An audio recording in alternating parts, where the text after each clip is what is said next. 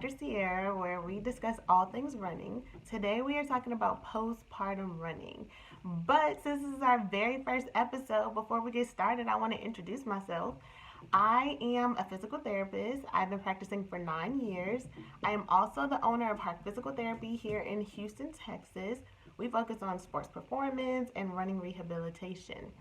The reason is because running has just been such a big part of my life. I've run since I was in middle school. I was in a cross country team. I ran track in high school. I ran cross country. It's just always been something that I've done. I have run a few 5Ks, I run some 10Ks, and coming up, I am running a race in January, and I am super excited about it because it is my very first race since I've been a mom. Although I've been a mom for 5 years, this is my first one that I've been ready to jump back out there.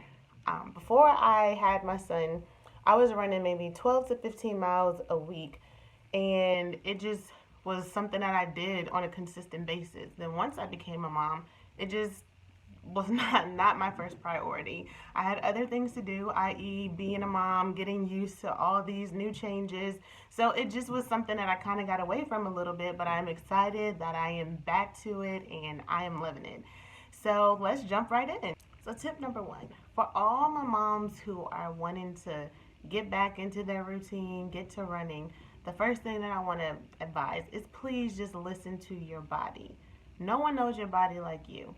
And the other thing is everything is just not for everybody. So when you go to the doctor, you'll have your checkups, and usually between 4 to 6 weeks is when they tell you that you can start getting back into your physical activity. Now, I'm not talking about strenuous activity. For some people, they're ready to get back into that gym. Like, they've been itching. They carried the baby 9 months and they were active, and then they had to kind of slow things down. And once they had the baby, let their body heal. Well, I was not that person. When I had my son, I waited a while because I was in pain and I couldn't just jump right back up like I used to. I had to stop, take some time, and listen to my body. At that 6-week mark, I was not ready to do anything. I still was having pain. I still was uncomfortable with a lot of movements. And so I just took that time, I took it off, and I just rested. And I remember, like, once I was cleared to do activity, I was like, I don't really think I'm ready for this. And so I didn't push myself. Although society will make it like, oh, you're supposed to be ready to do these things, I just wasn't. And so I didn't. I wanted to run, but I physically was unable to do so. So I would just walk. That was my form of exercise for the time being, just walking. But what I will say is you have to determine when you're ready. The doctor can't say, he can clear you, but he can't say, okay, you have to go out there and get moving today. Only you are able to decide. But for those who are wanting to get back into running, I would advise waiting 3 to 6 months. The 6th week is too soon. Your body hasn't healed. There are a lot of changes that your body went through. Not even just in your abdominal region, your pelvic region. There's just a lot of trauma all throughout that is not healed within those 6 weeks for your body.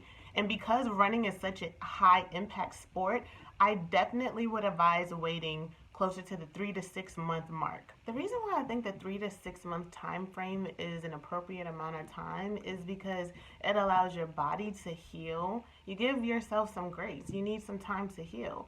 And then also it allows you to establish a routine. So you're getting used to a new baby, and you and the baby need time to bond. If you're breastfeeding, it allows you to work on getting your routine down with that, because that in itself is a whole nother task. So if you have your breastfeeding down pack and you're moving and you have your routine, you don't establish that in just the 6 weeks. Like, yes, the baby is eating, but it still may be a struggle. So just give yourself some time. And then also during that time frame, you're able to work on building some strength and endurance, because let's be honest, your breathing is going to be different. Your strength is different, especially if you were not working out while you were pregnant. So you can't just expect, okay, I dropped this baby, let me go out and run. It doesn't work like that. So you need some time to kind of build these things up, which is why after, when I was kind of feeling a little bit better, then I started walking. Tip number 2. So for all my moms out there, I would highly recommend that you go see a pelvic floor physical therapist. I believe that if you are continuing to deal with pain or struggle with incontinence, if you're having pain while you're having sex, if there is something that you realize that, okay, I've gone for a couple of checkups with my doctor. Well, I'm talking to them about something. They gave me their advice. This is not really working. Then I would see if you can get a referral to go and see a pelvic floor physical therapist. I think it's very important to go to someone who is trained in that specific area of your body. If you have problems with your pelvic floor, you're not going to go to just a regular doctor. You need to go to get some specialty care. And if you are in the Houston area, I would highly recommend that you go see Dr. Amagoh with Pelvic Place PT. She will get you all the way together. But for those who are not, I still would find a local pelvic floor physical therapist in your area, especially if you are serious about getting back into running and you're having some difficulty getting there. I would make sure that you are in the clear from a pelvic floor physical therapist before you start any running activity. Yes, get the clear from your OB, but then just follow up if you're still struggling in some areas. I can't say specifically what it is because everybody is different, but you know your body. If you know something is not right and you're like, okay, let me just clear this and make sure that everything is okay before I get back into running, I think that would save you a lot of time and money in the long run. Like, address the problem before you get started. Don't just feel like, oh, it's not going to be that big of a deal, because you don't want to create another problem down the line. So if you know that something is going on, just get it fixed before you start getting back into your running routine. If you are cleared for running, that takes us to tip number 3, which is incorporating strength training. Now, this tip I feel like is very, very important. You need to strength train, strength train, strength train, strength train. So if you were not active, physically active during your pregnancy, this tip is especially important for you. You cannot work out for 9 months and then think, okay, let me just jump right into running. A lot of times, moms struggling with the baby weight feel like this is a good way for me to lose and shed some of that weight and get back to my body, get my body back. However, you have to do it the right way. So if you are wanting to run, you need to set up a running schedule. And when you do so, you need to incorporate days of rest and also incorporate days for strength training. Now, for people who are running, it is proven that if you incorporate strength training, you are less likely to have injury. I'm not saying that you won't have injury, just less injuries occur and with runners who are cross training because they're stronger. So you just want to make sure that you're building a solid, a strong foundation when you're getting back into running. Don't forget about cross training. Now, you can go swimming, you can ride a bike, you can do jump rope. Don't just think that running is the only activity that you can do. You want to get stronger, so you're going to have to build your endurance some type of way, and those activities will definitely help you to do so. Now, because running is such a high impact sport, you want to make sure that your muscles are able to handle all the forces of your body weight when you're going out and running. Now, one of the ways to make sure that you do that is making sure that you strength train. I don't know how much to stress that. Strength train is so important. For the postpartum mothers, you want to make sure that you are listening to your body and specifically focusing on your abdominal muscles, your glutes, your pelvic floor muscles. All of those muscles are so important, especially if you weren't active before. Now, if you're a postpartum mom and you're dealing with some diastasis recti, you definitely want to make sure that on those days that you're not running, that you are incorporating exercises to help build up your core. You definitely want to take time and build up the other muscles in your body. You want to make sure that you're doing your pelvic floor muscles. You just want to make sure that you're covering all your bases and not just like, okay, I'm going to wake up and I'm going to go run. But nothing is strong. You're just setting yourself up for injury, and you do not want to do that. So make sure that you're strength training, ladies. Tip number 4. So we have to work on your breathing. You were carrying a child, and your abdominal muscles were stretched out, which made it extremely difficult for you to be able to breathe. I'm sure there were moments where you're out of breath with activities that you weren't out of breath with before you were pregnant, and like, oh my goodness, this baby's making me so out of breath. It's because your abdominal muscles are stretched out, so it makes it difficult for you to breathe. Believe it or not, you use your abdominal muscles so much when you're breathing. So imagine how difficult that will be if you are running and you haven't worked on strengthening up your abdominal muscles. Hint, hint. Tip number 3. This is why I said that is so important. So, my suggestion would first be to identify what kind of breather you are. Do you breathe out of your mouth when you're running? Do you feel like you have a lot of dry mouth? Or do you feel like you're okay, you're breathing through your nose, out through your mouth type of runner? This is the type of runner that you more so see if you have spent some time on running because you're using your abdominal muscles. Now, when you do so, it allows you to run more efficiently because you're breathing in deep, you're getting those muscles going. It helps you a lot. Now, if you do not know how to do diaphragmatic breathing, you can put one hand on your chest and one on your abdominals. This first is to check and see what kind of breather you are. If when you're breathing, you notice that your chest is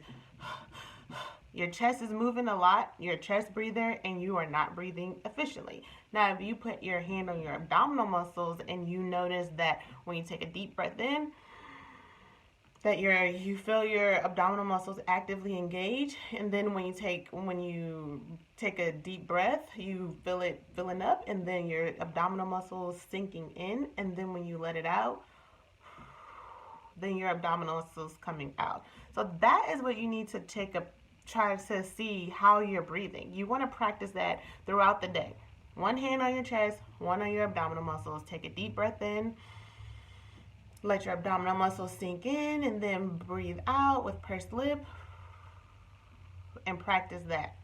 That's a good way for you to engage those abdominal muscles. Now, what you want to do is, if you notice that you're not, spend a few minutes throughout the day or in the morning time before you get out of bed. Just practice using and engaging those abdominal muscles while you're breathing so that you can get into that routine of how to breathe correctly, so that when you go to run, you can use those same exercises that you were doing prior, so that it will make your running a lot more efficient. You just want to make sure that you can focus on the other things that are important while running and not have to be focused on breathing. You don't want to be out of breath. You want to make sure that you have your breathing under control, so it will just be a lot easier for you while you're doing your run. So tip number 5, walk before you run. I mentioned this previously, that if you have not been doing any physical activity, then you want to make sure that you follow this step. You want to walk at least a good 30 minutes with no pain prior to even thinking about jumping back into running. You have to take your time. Don't be trying to jump right back out there. You don't want to injure yourself in the process of just being so anxious to getting back to running. Just take your time. Listen to your body and do it accordingly. You have to ease your way back into it. You walk for that 30 minutes and you don't have pain, then guess what? After that, you can start incorporating some light jogs. Whether that's like for 30 seconds to a minute, just alternate between walking and running. If you say, hey, I'm going to run for 10 minutes and walk for a minute, run for 2 minutes, walk for a minute, run for 2 minutes, all the way up to your 10 minutes, and you do that consistently, then you can keep playing with your times.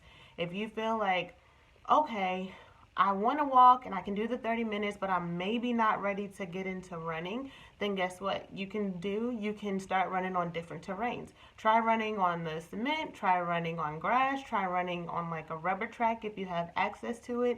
You just kind of want to see how it feels with different terrains before you just jump right back into running full speed.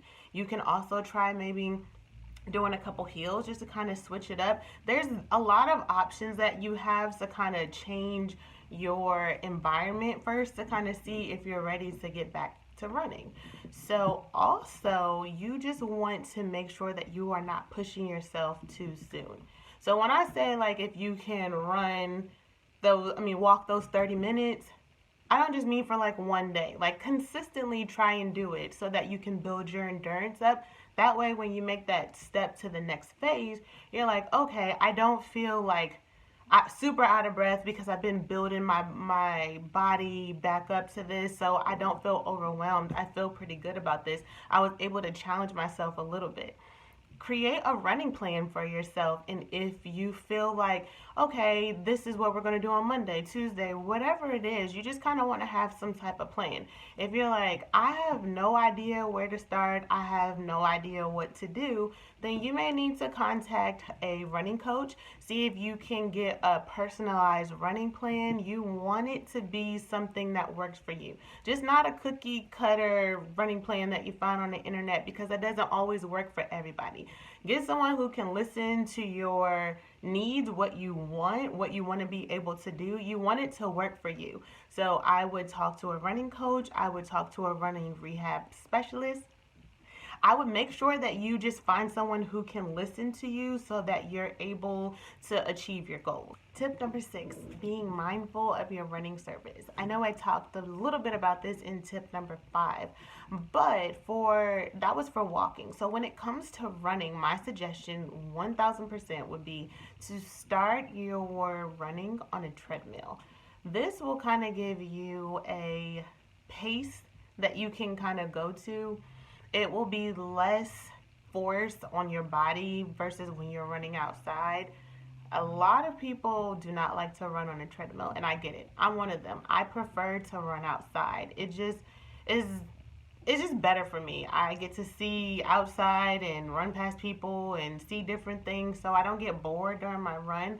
However, if I was coming off of an injury, or if I was trying to, get ready for something, a race, or you just had your baby, I think this is a perfect place for you to start, because it's just like it will allow you to just ease your way back into it. It's not as much stress on your body because the treadmill is taking some of the force when you're running. So I think that is a good place to start. And even if you're like, I hate the treadmill, just try it and start there. And then what you can do is you can do like a day on the treadmill, a day outside. You can work your way, like if that is truly where you want to be, because I understand that the treadmill is not for everybody. Too, everyone doesn't have access to a treadmill, and I understand that. However, if you do, I would say spend a day on the treadmill, spend a day outside. Just kind of alternate between the two. One, so you can kind of mix it up and you can kind of see. I assure you that your runs on your treadmill will feel slightly different from the ones outside. So if you can, just begin there and just try and play even with a little bit of the incline that can mimic going up hills. If you don't have hills where you live, you can just start there. It will just allow you to have a little bit more variety versus walking outside and walking on flat surfaces. So I would just be mindful, because I think the rubber surfaces are great. Like, obviously those are better than running on the cement. So just whatever you have available, that's obviously what you have to go with. But if you can, I would say run on a treadmill, run on rubber surfaces, and then just also you can try some hills. Like, you have to just be mindful of your surfaces that you're running on, because if you have other conditions, like if you have knee problems, you may not want to run on cement. You may just feel like, okay, that's just going to cause more damage than what I want. So you just have to, again, do what's best for you in your situation, but be mindful of the surfaces that you're running on. Be careful, making sure that the path that you're going on isn't uneven surfaces. You don't want to trip and fall. If you have a trail that you can go on, those are awesome. Again, just be careful. Sometimes trails have branches, or they have something that you can trip over. So you just want to be mindful of the surface that you're running on. But I think that whatever you pick, just be consistent. Tip number 7, just roll with it. So for the mamas who are like, I really want to get back into running, but I can't leave my baby. I don't have anybody to watch my baby during the daytime, but I want to get in my run. Get you a good running stroller. Now, I will say that there is a little bit of a learning curve with the running stroller if you are not used to running with one. I remember trying to go for a run. I very much use my arms to run, so not being able to do that just felt weird for me. I was just like, I'm pushing something, my feet are going. It just didn't feel right, because that's not the way I was used to running. However, I felt like it was more important for me to run, so I was just like, whatever, I'm just going to do it.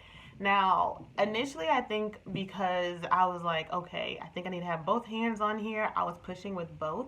And then once I got a little bit more comfortable, I was going with one. Now, If we had to go up on a sidewalk or something, I, of course, probably went back to 2 arms, but you definitely have to just find your groove. You have to find the right stroller. You have to make sure that it's a running stroller so that when you go on different terrains, that the tires will be able to maneuver the way that you need them to go.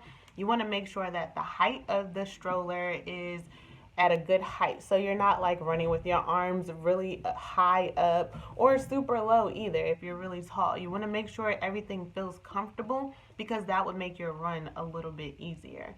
You also need to make sure, depending upon one, how many children you have and the age of the child, you want to make sure that it's kind of something that you can have for a while so that it's not one that's like, okay, well, there's 6 months, so now I need to get a different running stroller. They have so many different strollers out there.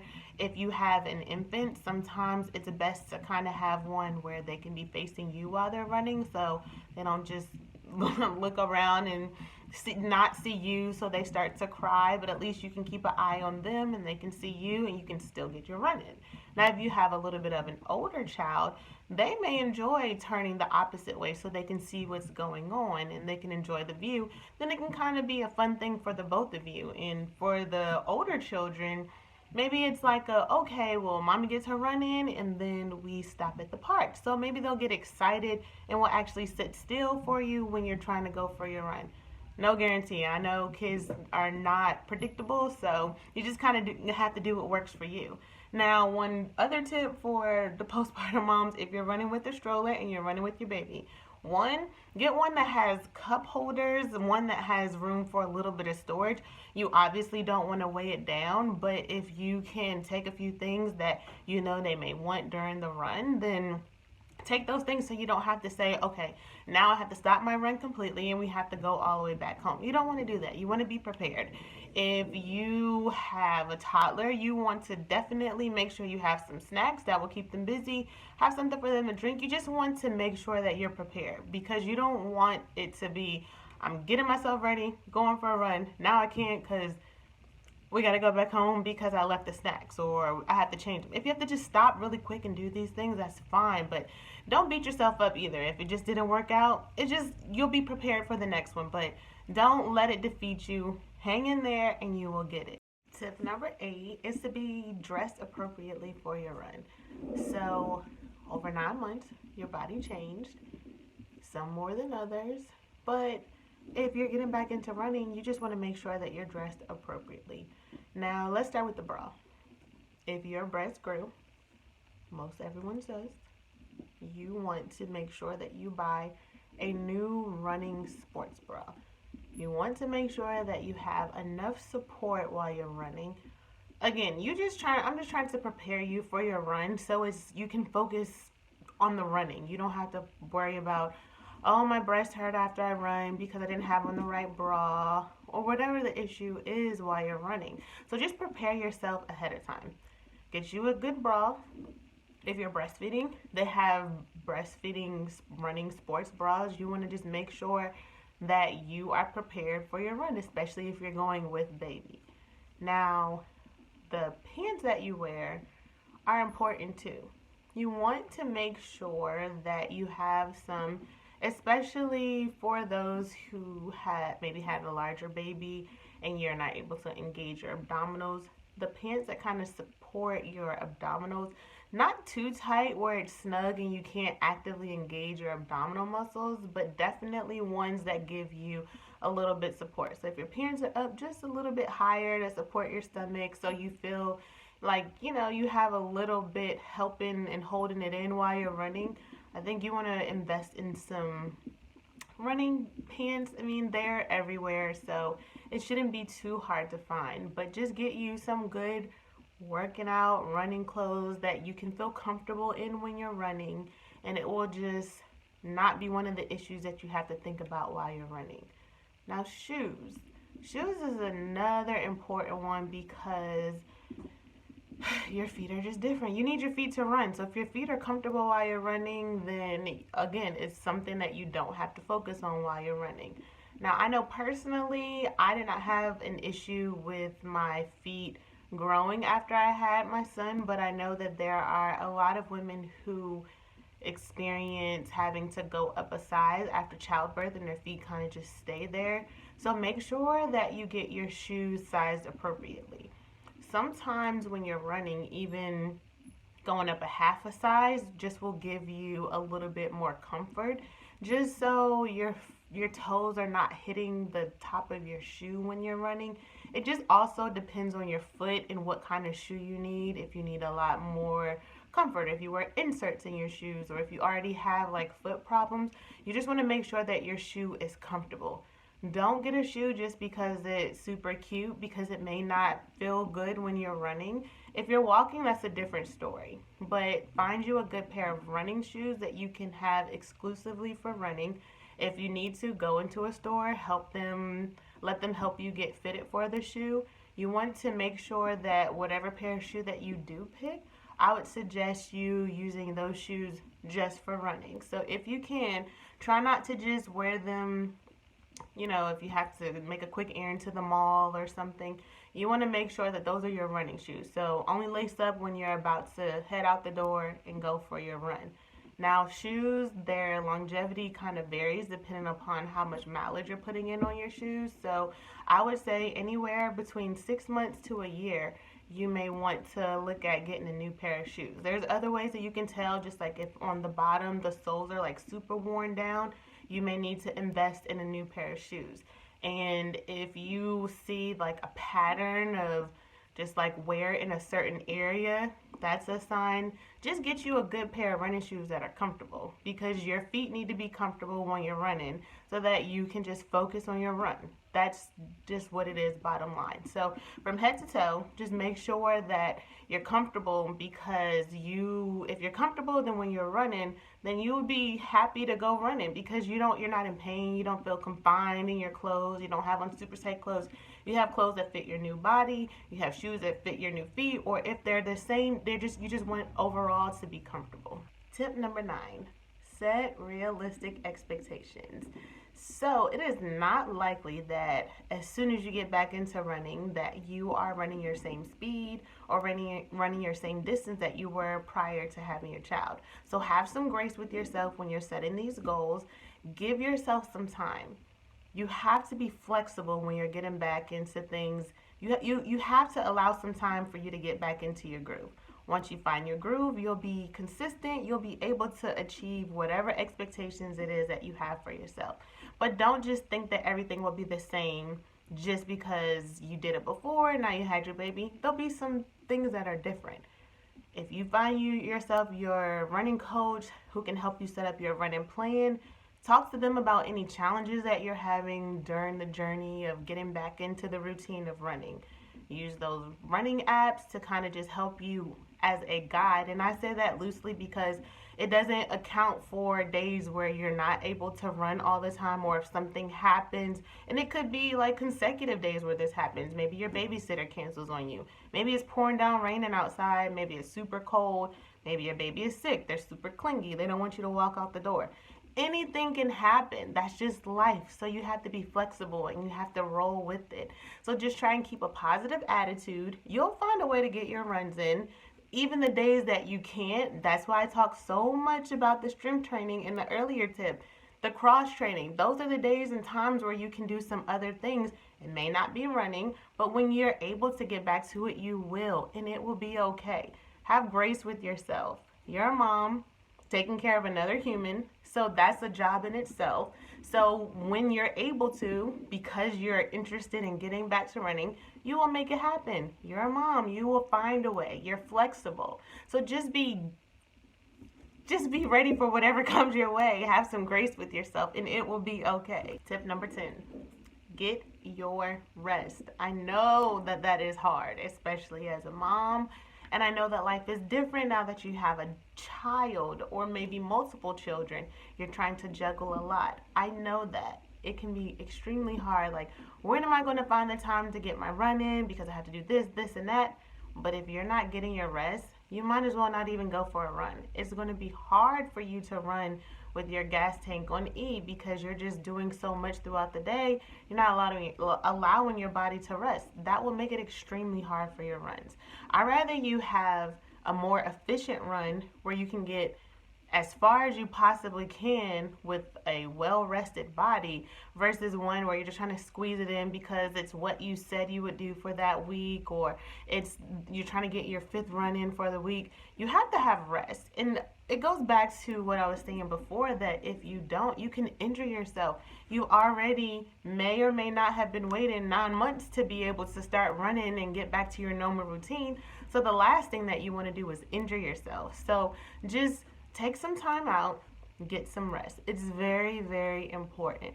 Again, if you cannot run, or if you just feel like, hey, I need a break today, I can't, or mentally you're just not there, I'm not going to be able to do this run. Do something else. Walk, cycle, swim, anything. If you just feel like I just need to do some form of exercise, but I know physically today I am not able to go running, it's okay. It's okay, Mom. I promise it's okay. All right, mamas, well, those are the 10 tips that I have for you today. I want you to remember a few things. Have fun with your runs. This is supposed to be fun, not a chore. So have fun. Make sure that you're getting your rest. Make sure you're strength training. Make sure you're listening to your body first and foremost. I want y'all to leave some tips below so I can see how your runs went. Let me know if these tips helped you. If you liked today's video, please like and subscribe. Turn on your notifications so you don't miss any of our upcoming videos. We'll see you next time on the Rundown with Dr. Ciarrah, where we're talking about all things running. Bye!